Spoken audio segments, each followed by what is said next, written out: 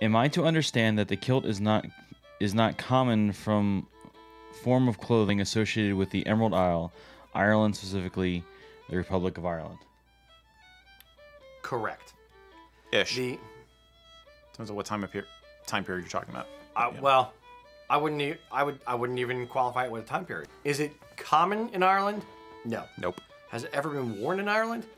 Yes. There were pushes, there were thrusts to try to make it a little bit more popular in the early 1900s. However, it was never a common form of clothing. The kilt is almost exclusive to Scotland as we know it today. But there's a desire, a want for a pan-Celtic type garment, if you will. And a lot of people of Irish descent, especially expats or the Irish diaspora, whether it's in Canada, whether it's in the US, whether it's in Australia, New Zealand, whatever, a lot of us are trying to just latch onto it.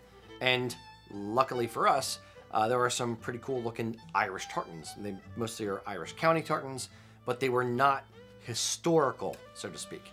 There's the Irish county tartans from House of Edgar were designed in 1995. There's the saffron kilt, which is a solid color Irish one, which goes to the early 1900s, or if you believe the Lenya thing, it goes back potentially further, but it really is more of a shirt that's gathered with a belt, but it's not a kilt as we know it, I would say. Correct. So there's a thing there, there's a muddying of the waters, if you will, but it's not daily wear in Ireland, no. Yep. Do you want me to get into it? Sure. I don't have to.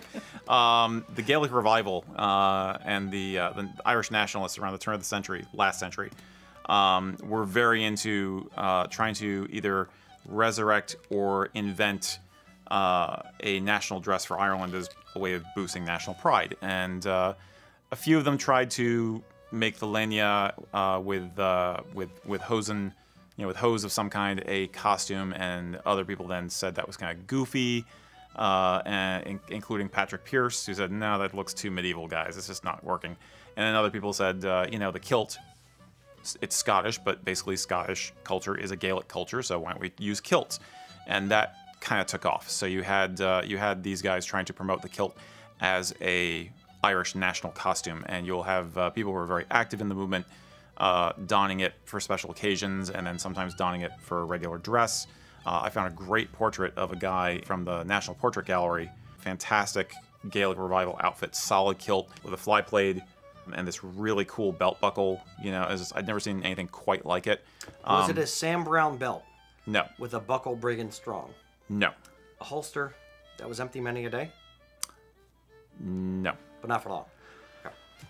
Anyway, so it never stuck as a thing. Like, you don't have people in Ireland having a kilt that they get when they graduate from college, which happens a lot in Scotland. Here's your kilt for formal occasions that you'll use for your wedding. That doesn't really happen in Ireland. They're definitely much more popular in the diaspora. Hence the county tartans, and there's a few family name tartans, but it's mostly the county tartans that were House of Edgar originally. Caught on, yeah. That caught on starting in the 90s.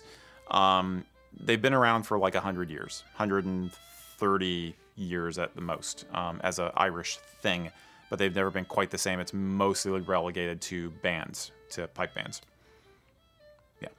Indeed. So we'd had somebody ask, what do Scottish people think of Irish tartans? And the answer we had to, I can't find it right now, but the answer we had to come up with was they don't really think about it at all. Most of them don't even know that they exist. So I would have one small caveat. The Scottish people that do think about Irish tartans work at the House of Edgar. They think about them a lot. The Irish county tartans are woven by the House of Edgar, so that's where they weave miles of the stuff every year, because they're pretty good-looking tartans, and a lot of, as I said before, either expats or diaspora like the Irish county tartans, and they've kind of taken onto it as a way to a visible outward symbol of, hey, here's my culture, here's my thing, here's my family, here's my roots. But the Scottish people in general, I'm going to make a broad brush statement based on reasonable amount of knowledge. They don't recognize too many tartans. They might recognize their own. They might recognize Royal Stewart, Black Watch, and McDonald or something that's like popular. Right. But they're not going to recognize, oh, that's a district tartan, or that's the Farkson tartan, or that's an Irish county tartan. It's not top of mind because, again, back to the Statue of Liberty analogy for people who live in New York City. They live with it every day. It's just background noise. It's something that they see that's always around them and that they never think to dive into it in the same way that we do, being over in the U.S. who want to, feel all Scottish and dive into the family history and into the roots and what the clan system meant and this and that and the other and into the history. They kind of grew up with it, so it's just always been there, so they don't think about it as much. Yeah. That said, there's some pretty awesome Irish kilted outfits out there now. And here in the diaspora, it's an awesome thing to do. What was it you say? Like, just because every tradition was new at some point? Is that what you say? Yeah. Every tradition was a new tradition at some point. Right. So Irish kilts, I'll say, were new in the early 1900s. It never really took off, but the Irish county tartans came out in 95, and they've they stuck around. They're still a thing. So we'll play this tape back in 30 years, see if we're right. Yeah, truly. They, especially in the U.S., in Canada, in the countries where the Irish emigrated to, it will be a thing. Mark my words.